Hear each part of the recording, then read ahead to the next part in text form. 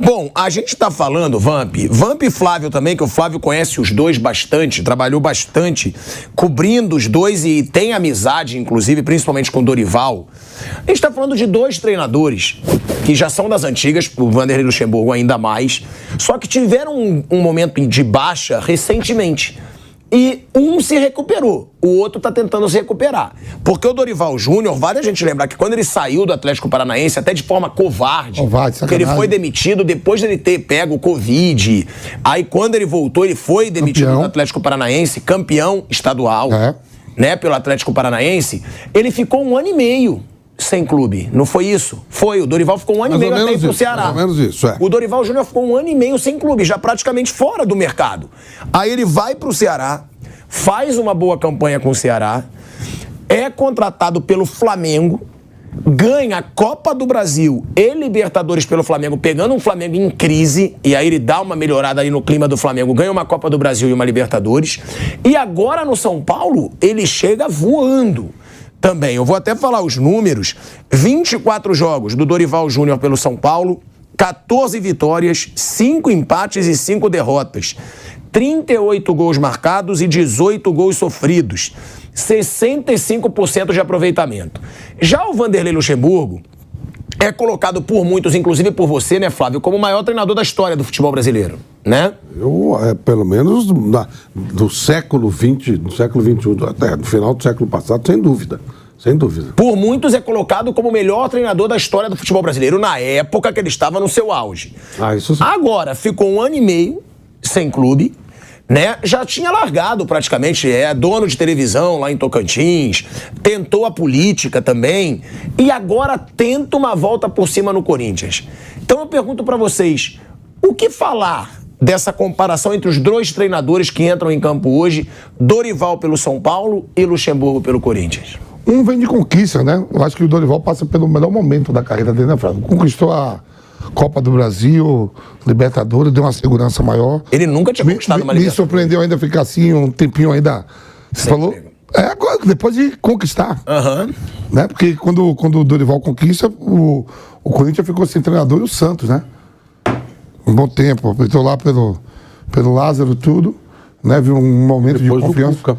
Ainda não tinha sido contratado. Né? O Dorival estava desempregado quando chamou o Cuca. E o Dorival agora recebendo reforços aí também, né? Quando eu falo reforços, saindo vários jogadores do departamento médico para ele ter mais opções. O Vanderlei estava aí você vê que ele dá aquela coisa de falar, eu fui convocado para tirar o Corinthians da situação. Só que se você olhando a tabela do Campeonato Nacional, como a gente já falou antes de começar, que ia ser um dos brasileiros mais difícil dos pontos corridos, ontem o Curitiba ganhou e já meteu também pressão ali, Santos, Corinthians. O Curitiba, que a gente estava considerando já como morto na competição, ele está uma vitória. Nos últimos 12 pontos disputados, o Curitiba ganhou 10. 3 vitórias e um empate.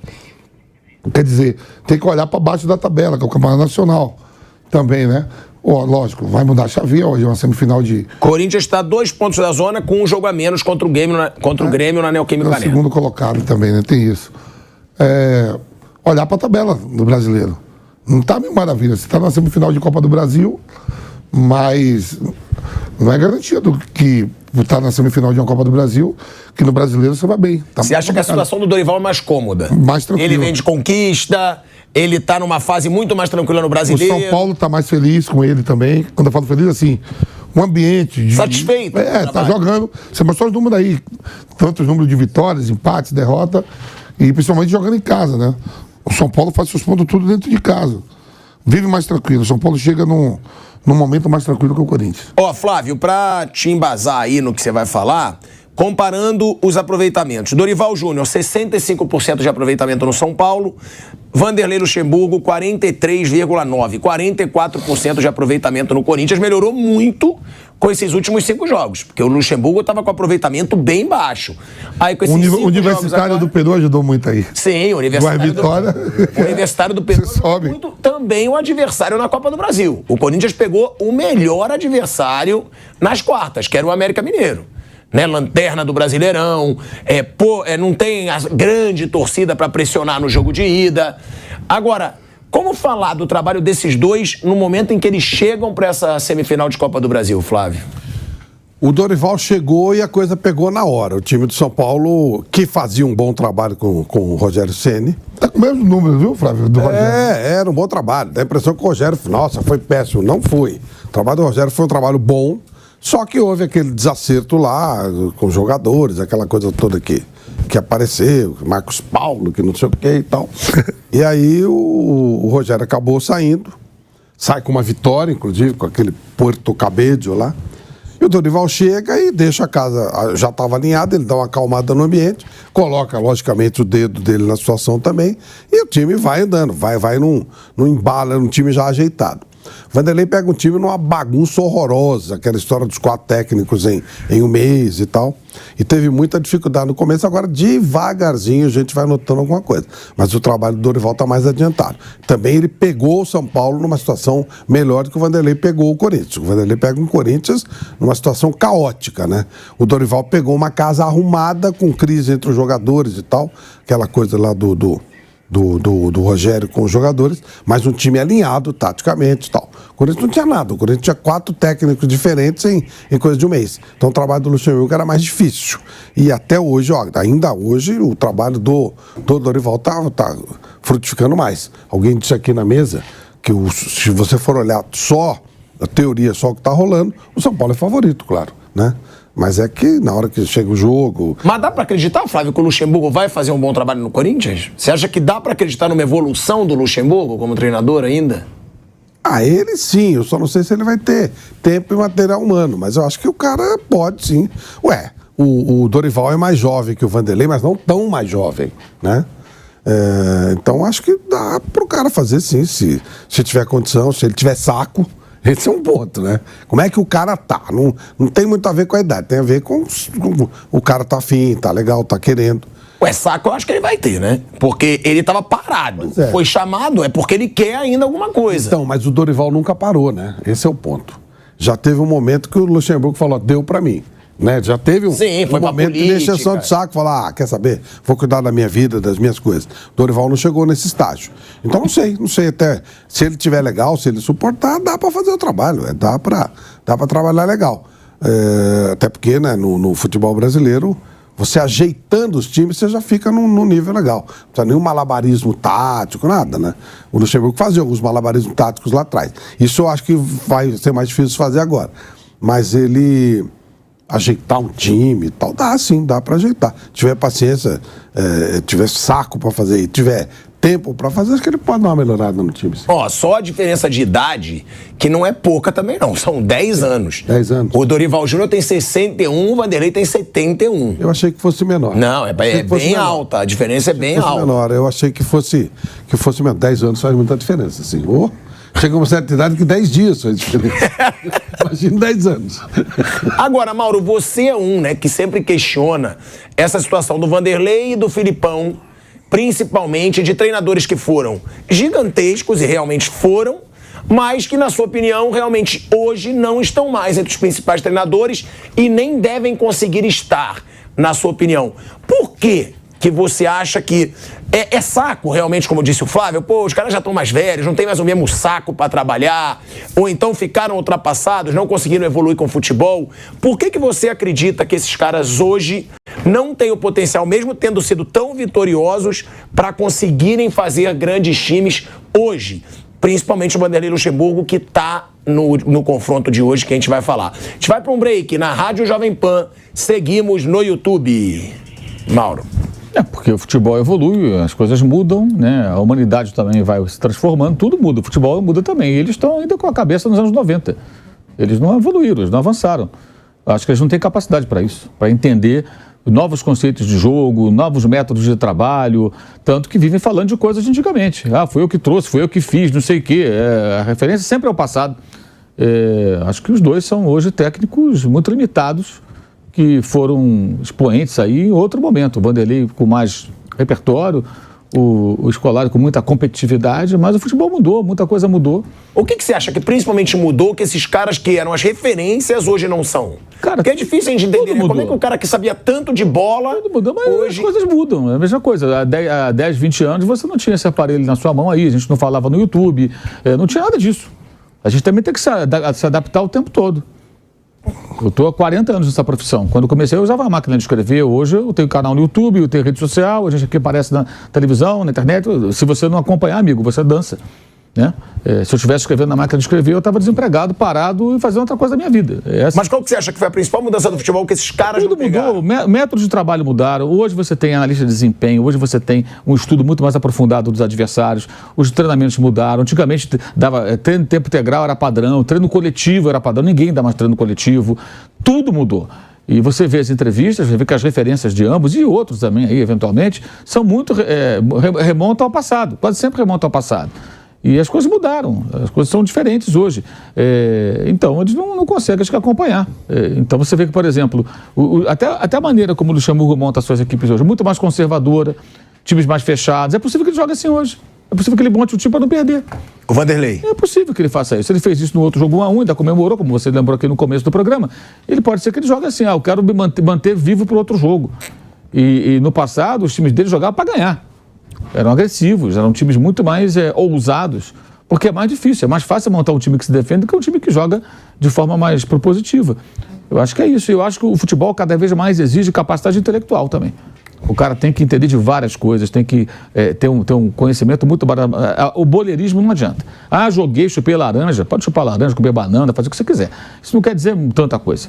Acho que quer dizer, hoje é estudo, conhecimento, trabalho, um aprofundamento. Acho que exige muito mais, é assim nos principais lugares do mundo. Aqui no Brasil a gente tem uma dificuldade maior porque a gente ainda está muito preso a certas coisas, tem muita brodagem, muita amizade, tem muita gente que...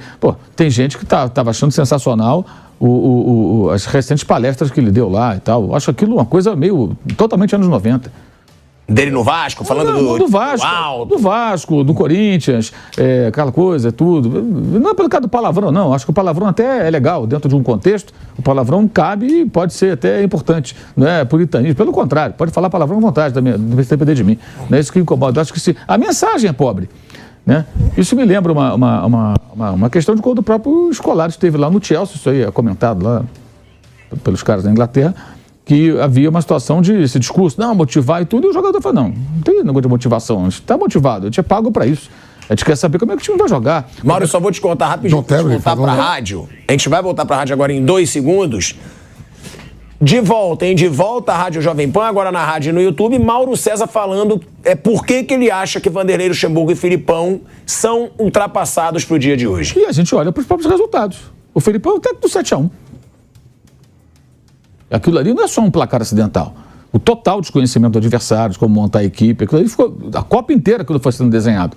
Né? As pessoas esquecem ou querem esquecer por conveniência. E o Vanderlei, Luxemburgo, ele era o técnico dominante no Brasil. Seu último título importante foi 2004, campeão brasileiro com o Santos. Depois disso, ganhou um estadual, uma campanha aqui, outra ali, não fez mais nada de relevante. E agora foi contratado depois que foi o Lázaro, aí tentaram o Cuca, aí não tinha mais ninguém, foram buscá-lo. Ele estava cuidando da vida dele, lá da política, etc. Ele volta para o Corinthians, também porque ele é um cara ainda midiático, ele sabe lidar muito bem com a mídia e tudo. A gente falou sobre isso ontem, nas coletivas, muda o foco, muda o assunto, e aí você acaba tirando um pouco o holofote dos dirigentes, né? Que isso é uma prática comum no futebol brasileiro, até lá fora. Às vezes você tem personagens que... Agora, qual o grande trabalho dos dois nos últimos tempos? O Felipão chegou na final da Libertadores. É verdade, chegou, mas o que teve de diferente, de especial no time do Atlético? O que houve de inovador? Nada. Deu certo ali. Os métodos antigos deram certo ali. Às vezes acontece, porque a gente aqui vive também muito preso ao passado. Né? Tem algumas estilingadas assim, buscando um futebol um pouco diferente, mais avançado. Depois a gente volta a conceitos antigos. E aí é difícil superar isso aqui no Brasil, especialmente pelo conservadorismo, pela dificuldade de fazer trabalho de médio e longo prazo e etc, né? E também para trazer técnicos conceituados de fora. Os caras não querem trabalhar no Brasil. O futebol brasileiro ele é secundário, então você não, além da moeda, né, o câmbio, você tem uma dificuldade maior. Então tem uma série de questões aí e eles vão sobrevivendo aí, vão se mantendo, vira e mexe, estão em algum lugar. Você vê, o Felipão está 7 jogos, o Atlético não vence. 7 jogos, o time era 4 empates e 3 derrotas. O time era 4º colocado quando saiu o Cudê e agora o time está em 13º. Está atrás do Cuiabá. E o Corinthians está aí rondando zona de rebaixamento desde o começo do campeonato. Não sai disso. Os dois elencos são bons, gente. Dá para fazer muito mais do que isso. Será que não tem nada a ver com os treinadores? Enfim. O Dorival não, né, Mauro? O Dorival você acha que conseguiu acompanhar essa evolução? Porque o Dorival não é tão antigo quanto, mas também é mais das antigas. O Dorival, acho que ele é um técnico que os times dele tentam jogar, né? Os times dele não são times que jogam. Ele é o contrário de muitos treinadores que jogam sempre por uma bola, o time fechadinho, né? Jogar no erro do adversário. O Dorival, os times dele tentam jogar bola. Os times dele tentam jogar. Ele era assim no Santos, foi assim no Flamengo, aí era até meio que obrigação, e tem sido assim no São Paulo. São Paulo não é um time covarde, não é um time que joga se defendendo, joga por uma bola, não. Acho que o Dorival ele tem aí é um técnico que ele consegue se manter como acho que um dos poucos bons treinadores do futebol brasileiro. O Vanderlei foi excelente, acho que hoje não é mais. E o Scolari, embora seja um estilo diferente, também foi ultra competitivo, mas coisa é bem menos. Embora tenha conseguido lá com o Paulo Turra, lá, aquela dupla lá, no ano passado, eliminar o Palmeiras e chegar numa final de Copa Libertadores. Mas você vê que os conceitos de jogo são os mesmos. Não tem nenhuma inovação. É sempre aquele mesmo tipo de jogo que você via lá no passado. E o Luxemburgo, acho que ele regrediu em relação a isso. Você pegar os times dele dos anos 90 até começo dos anos 2000, o time do Cruzeiro, eram times que jogavam futebol para dominar o adversário, agredir o adversário. Hoje você não vê tanto isso não. O time do Vasco é um time que jogava como? É um time super cauteloso. O Corinthians também é um time que muitas vezes joga ali para não perder. Para não perder. Por quê? Porque é mais difícil montar um time agressivo do que um time assim. Eu acho que percebe que não consegue mais, então eu acho que o material humano que ele tem é um material humano que permite bem mais. Eu acho que o material humano do Corinthians ele não é ruim, não. Tem bons jogadores jovens, tem jogadores experientes, contratou agora mais gente. 2 jogadores agora, gente. 2 jogadores que vieram do exterior, um da Argentina e um de Portugal. Né? Vai ver a situação de outros times aí que gostariam de poder fazer esse tipo de contratação e não tem condição nenhuma de fazer. Contra o Palmeiras foi um caso, né? Disso que o Mauro falou. O Dorival jogou bola, inclusive no Allianz Parque. O São Paulo foi melhor que o Palmeiras no Allianz Parque, o que ninguém imaginava. São Paulo teve chances de gol. O gol que o São Paulo sofreu foi falha do Rafael, que eu sempre elogio aqui. Acho que o São Paulo finalmente achou um bom goleiro. Agora, uma pergunta pro Vamp e pro Flávio. A gente tá falando muito do Dorival Júnior, né? Que é um treinador que se mantém entre os bons treinadores de futebol brasileiro. Vocês acham que hoje a diretoria do Corinthians se arrepende de ter contratado o Cuca naquela situação e não o Dorival Júnior? Por quê? Porque eram os dois que estavam no mercado.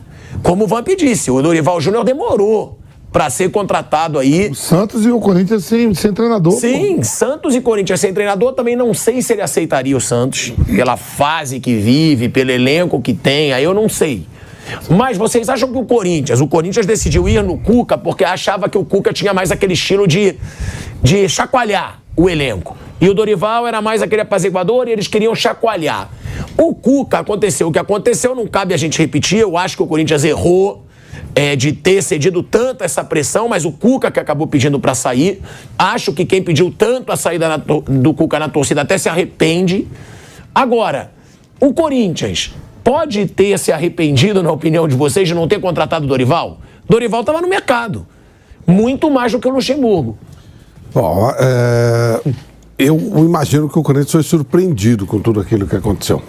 E você não achava que eles achavam que o Rogério também ia sair do São Paulo? Não, eu acho que o Corinthians nunca imaginou que fosse dar aquela repercussão do Cuca. E se o Cuca tivesse aí, provavelmente o trabalho do Corinthians estaria num outro estágio, eu acho que sim. Ele lembra que ele já chegou, ele reverteu um resultado importante. Contra o Remo. Ele agitou e tal, ele fez... Falou que em 10, 15 dias ia dar a cara dele pro time. Ali é que a crise virou, né? Quando ele sai, quando a gente acabou de demitir o Lázaro, e aí chega um novo técnico, começa o trabalho, e já é demitido, sai, né? Logo na sequência, aí a coisa engrossou. Ali o Corinthians entra numa espiral de problemas que ele não saiu até agora. Então, esse fato em si, se o Corinthians for rebaixado, e ele corre o risco de ser, vai ser um marco decisivo, no meu modo de entender. Dessa maneira, como essa passagem do Cuca, como ela foi no Corinthians, relâmpago, ela vai significar um marco dessa virada. O Corinthians fazia um ano, né? Teve problema no Campeonato Paulista, mas o Botafogo também teve no Campeonato Carioca até aí. Só que depois o Corinthians, quando começa, né, dá um esboço de alguma coisa, chega um novo treinador e o novo treinador começa bem, faz algumas coisas boas, e aí aconteceu tudo aquilo que aconteceu. De novo, não vamos entrar no mérito do negócio. Quando ele sai, o Corinthians fica meio vendido, e aí o Dorival já tinha ido para o São Paulo. Aí realmente ele fica vendido. E aí tem que procurar alguma solução. Não tem grana para trazer um cara de fora, não dá para apostar também aleatoriamente. E aí vai atrás de alguém que já tenha conseguido alguma coisa no clube para tentar ajeitar a vida, colocar as coisas em ordem. Acho que foi por aí. Acho que essa passagem do Cuca foi determinante para a maneira como o Corinthians está se comportando até agora no campeonato. Vamp, acha que pode ter se arrependido de não ter contratado o Dorival? Ó, eu vou te falar, esse grupo que está no Corinthians, né? A gente sabe ali que é um rodízio, começa Andrés, aí vem Mário Gobi, Robert de Andrade, Andrés, Duílio, é o grupo. Não é perfil nem do Cuca, nem do Dorival trabalhar lá, não, viu? O Cuca veio porque ele tava embaçado mesmo, viu, Flávio? Há quanto tempo esses caras estão? O Cuca e o Dorival já teve várias oportunidades aí e nunca trabalhou no Corinthians. Nunca trabalhou. O Cuca veio porque tava tudo embaçado mesmo. E não ficou. Eu olhando esse grupo, não é o perfil deles pegar o Cuca e o Dorival, não. O Cuca é muita personalidade, sabe como é Cuca com os caras. E o Dorival, a mim, me surpreendeu, porque o Dorival ficou muito tempo aí dando sopa. O treinador campeão da Copa do Brasil e da Libertadores. E demoraram.